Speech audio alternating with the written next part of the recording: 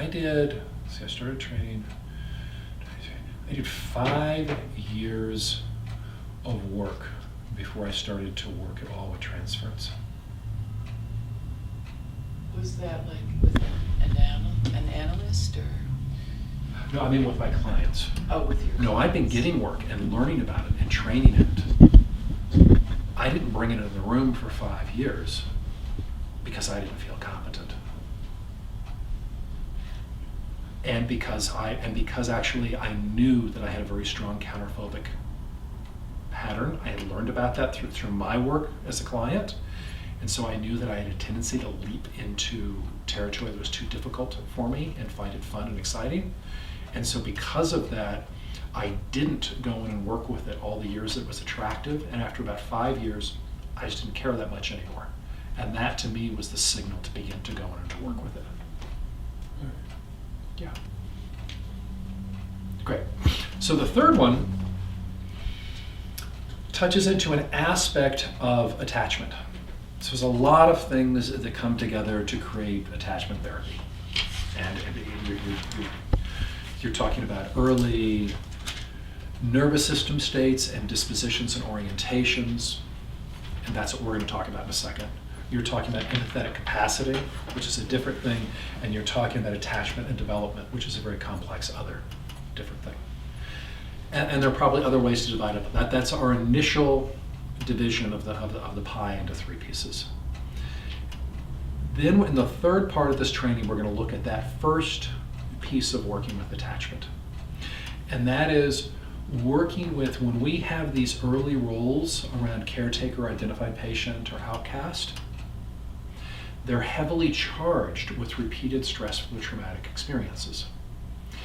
And you get a nervous system set where your nervous system's your base for your nervous system is in 3 or in 4 or in 2 or in 1. And how do we actually help drag that base nervous system state? Actually, not dragging it, it is like going over the wave, but it doesn't feel like a really cool, fun wave session. You're just slowly dragging their system from the right to the left on the model. Okay? And that's where we're combining the roles. The roles, I mean the caretaker, identified patient, outcast distancer, with the nervous system state. And the way that we do that is by linking nervous system states between the client and the therapist. And we do that through eye contact, saying yes, attunement, and we're doing that in containment. And that's what that piece looks like. And so it's good to have these other 2 things in place. You don't have to be great at the other 2 before you go to the third, but because this way of working with attachment is really going after procedural and event memory in the sense that it's a nervous system state. And it's procedural. It's been proceduralized, this nervous system state. And then we have beliefs around it. And when we're working this way, this 1/3 of way of working with attachment, you can think of it as like having a knot. And if you want to untie the knot, no snipping of the knot. Yeah, how do we untie the knot? Sometimes you can just soak it in water overnight. And you can think of this 1/3 of the way of working with attachment, soaking the knot of your client's system in water, session after session after session after session. And as it softens, you can begin to pull out and work with the procedural piece. As it softens, events will come up and you can start to work with them. But you're just softening the system so there's a feeling of possibility. And when their system's set in 4, then there's this, in intimate relationships, as soon as they go into an intimate relationship, their system's in 4. So you soften and you stay with it, and after a while they begin to experience hope. And when they begin to experience hope, they experience everything else in that book, in that box, in Pandora's box. They'll start to have terrible symptoms and depression and hopelessness and incompetence and frustration and confusion. All of those will come as they're moving from 4 to 3. Right? And then it's so on, moving all the way through. And so That work is not technically very difficult. Technically, it's not much more difficult than working with those rolls, which is the first one, those Bowen rolls. It's not nearly as technically difficult as the event memory stuff. But it requires this stubborn, loving connection that you've got to be really good at. Can your own nervous system stay in 0 while in your connection with somebody's nervous system state who's in 1, 2, 3, or 4? Hold your own, stay in very close ANS linkage with them, and then hold that lovingly for hour after hour after hour after hour after hour. And what helps with that?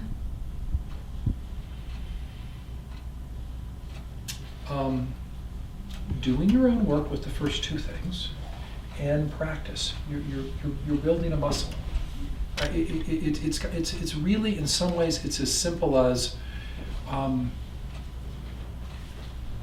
if you're taking care of somebody else's child and they're a little bit colicky and you've got them for 15 minutes or a half an hour, it's okay.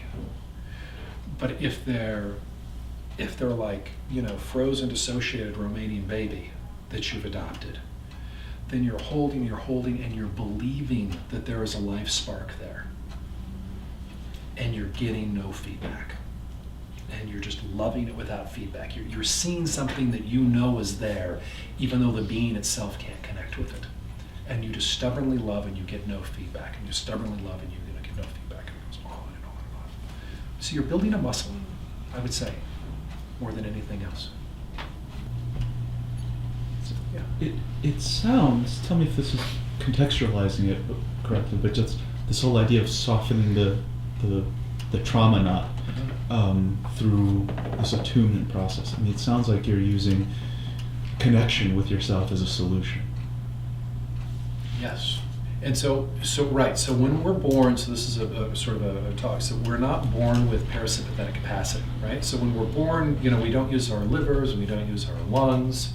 In utero, we're using the mother's oxygen providing and blood cleaning process and so on. They're the mother's, the placenta.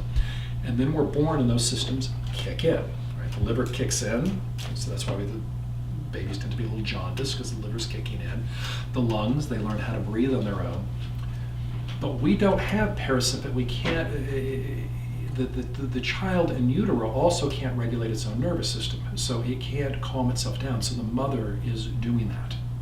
So when the child's born, the child doesn't suddenly have a self-soothing capacity. The child's not born with any self-soothing capacity. It is socially mediated. It's learned through interacting with the mother. The child's upset, the mother's calm. The child has an instinct to link and attune, but it does not have a capability to soothe itself. So what the infant has is, I'm distressed, where's mom? Link to mom. Then mom's calm, and the two of them stay linked, and the mother's system is more developed and stronger, and so the mother basically outlasts the child. And then the child is eventually calmed. And the mother does that again and again and again, hundreds of the mothering figure, hundreds and hundreds and hundreds of times. And what happens is, after that, when the child is older and grows into an adult, when they become distressed, what kicks in is an absolutely driven-in memory of how to soothe themselves. Everything from chemical chains that happen through behavior. Oh, I'm tired. Oh, that means I go to sleep now. Oh, I'm stressed. That means I withdraw from this environment. Oh, and they're just, some people know how to take good care of themselves. Other people don't know how to take such good care of themselves. If we don't get that in that sort of an idealized way growing up, we learn different ways to soothe ourselves. Could be through playing games or, lining up things in a row or, whatever. Putting the tongue in the roof of your mouth. Saying things, reading compulsively, exercising, torturing insects. I'm serious, these are all things that have come up, right? And so these things come up, and so these people have these ways to soothe themselves, and they can soothe themselves as an adult. It's just really complicated. There's this whole dance that they have to go through to be able to calm themselves down. And so one of the things that happens when working with this, as we begin to soften this knot, they'll notice that they can begin to let go of some of these other ways of soothing themselves as they begin to be able to experience the soothing directly from the therapist, and then they begin to internalize it. So there's a period where they don't trust, the client doesn't trust the attunement, and then they trust it more and more and more, and then finally when they're in the core, they totally trust the attunement. They don't think they can live without the therapist because they're having essentially infant needing mother to calm them feeling states coming up. And there's this period of tremendous dependence, and it's merging. It's merging, flat out. That was a bad word when I studied therapy in the 80s. It's a temporary merging. And you do it until the client can begin to internalize it by themselves. And then the client will start coming in and they'll be like, I don't have to do that attunement stuff so much anymore. And then they'll be good. And a couple months will pass and they'll say, we gotta go back. We gotta do that attunement stuff. So it's just like a kid growing up. And they need it less and less, and then they just don't need it anymore. And then they carry that, they've internalized that process. What else? We've got a minute or two. What else? We're digging deep.